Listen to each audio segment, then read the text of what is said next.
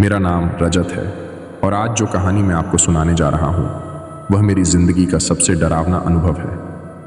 कुछ साल पहले मैं बेरोज़गारी से जूझ रहा था। मेरे पास कमाई का कोई ज़रिया नहीं था। तब मुझे एक सरकारी नौकरी का ऑफ़र मिला।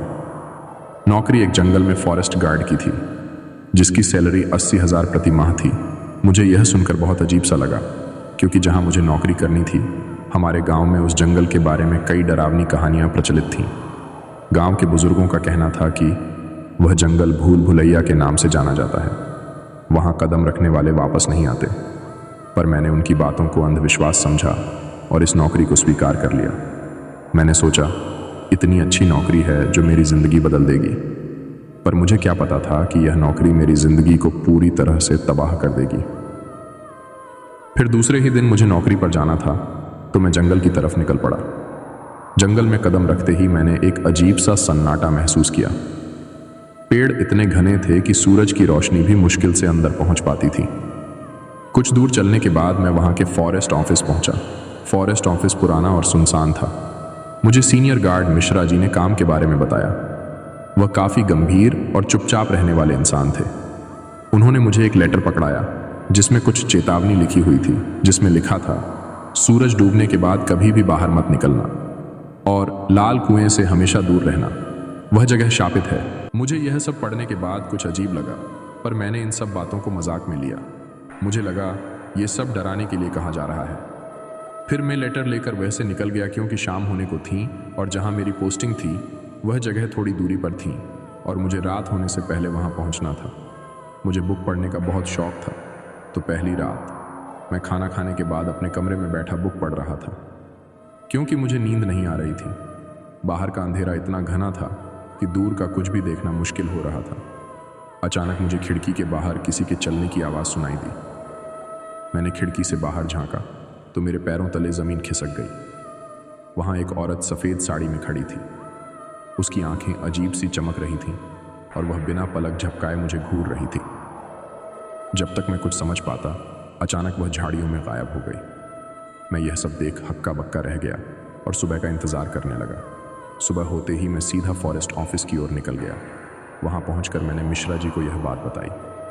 उन्होंने गंभीर स्वर में कहा, तुमने जिसे देख वह चंद्रिका थी, वह इन जंगलों में भटकती हुई आत्मा है। वह हर उस इंसान के पीछे पड़ती है जो जंगल के नियम तोड़ता है। इन सब बातों को सुनकर मेरा मन किया कि मैं इस नौकरी को छोड़ देता हूँ। पर कल जो पेपर मुझे दिए गए थे उनमें एक कॉन्ट्रैक्ट भी था, जिसमें साफ साफ लिखा था कि तुम इस नौकरी को 3 महीने से पहले नहीं छोड़ सकते, और ऊपर से मेरी बेरोज़गारी। फिर मैंने सोचा, चलो ठीक है, मुझे कहाँ रात में बाहर जाना है, और वह आत्मा तो नियम तोड़ने वालों को नुकसान पहुँचाती है। कुछ दिनों बाद मिश्रा जी ने मुझे खबर दी कि जंगल में तस्करी होने वाली है, तो मैं एक बार जंगल के चक्कर लगा आऊँ।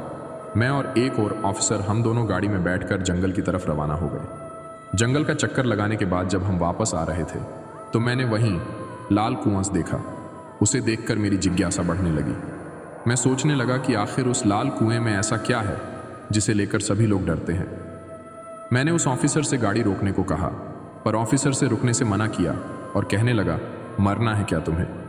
उसके चेहरे पर एक अजीब सा डर था। मेरे बार बार कहने पर उसने गाड़ी रोकी और मुझे चेतावनी दी कि उस कुएं से दूर ही रहो तो अच्छा है तुम्हारे लिए। पर उसके लाख मना करने के बावजूद भी मैं उस कुएं के पास पहुंचा। वहाँ का माहौल बिल्कुल अजीब था। जैसे ही मैंने कुएं की ओर कदम बढ़ाया, मुझे ऐसा महसूस हुआ जैसे कोई मुझे रोकने की कोशिश कर रहा हो। कुएं के चारों ओर लाल धागे बंधे हुए थे। जैसे ही मैंने कुएं में झांका, अंदर से किसी के रोने की आवाज़ आई। मैंने गौर से देखा तो ऐसा लगा जैसे कुएं के अंदर कोई औरत बैठी हो। अचानक मुझे लगा कि किसी ने मेरे कंधे पर हाथ रखा। मैं डर के मारे भाग खड़ा हुआ और गाड़ी में बैठकर वहाँ से वापस आ गया। उस ऑफिसर से मुझे चौकी पर छोड़ा और वह चला गया। उस रात जंगल पूरी तरह शांत था। मैं अपने कमरे में बैठा हुआ बुक पढ़ रहा था। तभी दरवाजे पर किसी ने जोर से दस्तक दी। मैंने दरवाज़ा खोला, लेकिन बाहर कोई नहीं था। फिर अचानक मुझे खिड़की से वही सफ़ेद साड़ी वाली औरत दिखी। इस बार वह मेरे कमरे के अंदर खड़ी थी। उसके चेहरे पर एक अजीब सी मुस्कान थी। वह धीमी धीमी आवाज़ में बड़बड़ा रही थी, तुमने मेरे कुएं में झांका है, अब तुम बच नहीं सकते। उसके बाद कमरे की सभी लाइटें बुझ गईं। दीवारों पर खून के निशान उभरने लगे। वह औरत जोर जोर से हंसने लगी और उसकी हंसी पूरे कमरे में गूंजने लगी और अचानक उसने मुझ पे हमला कर दिया। मैं जोर जोर से चिल्लाने लगा। तभी अचानक मेरी नींद खुल गई। मैं पसीने से पूरा भीग रहा था। मैंने पास में रखे जग से थोड़ा सा पानी पिया और राहत की सांस ली। अगली सुबह मैंने मिश्रा जी को पूरी घटना बताई। उन्होंने कहा, अब तुम्हारे पास ज़्यादा समय नहीं है। चंद्रिका तुम्हारे पीछे है, वह किसी को नहीं छोड़ती। जब मैंने पूछा कि यह सब क्यों हो रहा है तो उन्होंने मुझे बताया, चंद्रिका इस जंगल के राजा की बेटी थी। उसने एक साधु का अपमान किया था, जिसके कारण साधु ने उसे श्राप दे दिया, जिसके पश्चाताप में उसने लाल कुएं में कूदकर अपनी जान दे दी, लेकिन उसकी आत्मा उसी कुएं में रह गई। अब वह हर उस इंसान को शिकार बनाती है जो उसके कुएं के पास जाता है। उनकी यह बात सुनकर मेरे मन में एक अजीब सा डर पैदा हो गया। मैंने फैसला कर लिया था कि मैं अगली सुबह इस नौकरी को छोड़ दूंगा। लेकिन उस रात जो हुआ उसने मेरी जिंदगी को पूरी तरह बदल दिया। रात के तकरीबन 1 बज रहा था। तभी अचानक कमरे की खिड़कियां अपने आप खुलने लगीं। तेज हवा के साथ कमरे में वही सफ़ेद साड़ी वाली औरत दिखाई दी, लेकिन इस बार उसके साथ कई और आत्माएं थीं। वे सभी धीरे धीरे मेरी ओर बढ़ने लगीं।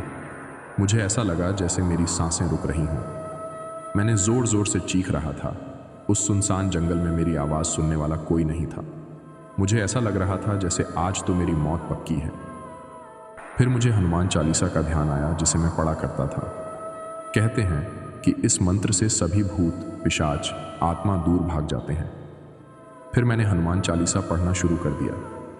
फिर पूरे कमरे में भयानक चीखें सुनाई देने लगी और धीरे धीरे सब गायब होने लगा और कुछ ही देर में सब कुछ सही हो गया।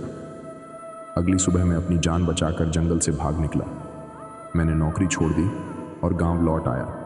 लेकिन आते समय मैंने ऐसा कुछ देखा जो मेरी समझ से परे था। मैंने देखा कि मिश्रा जी उसी लाल कुएं के पास खड़े हुए मुस्कुरा रहे थे। उनकी आंखें लाल हो चुकी थीं। मेरे मन में बहुत सारे सवाल चल रहे थे। क्या मिश्रा जी इंसान थे या चंद्रिका की आत्माओं का ही हिस्सा? ये सवाल आज भी मुझे सोने नहीं देता।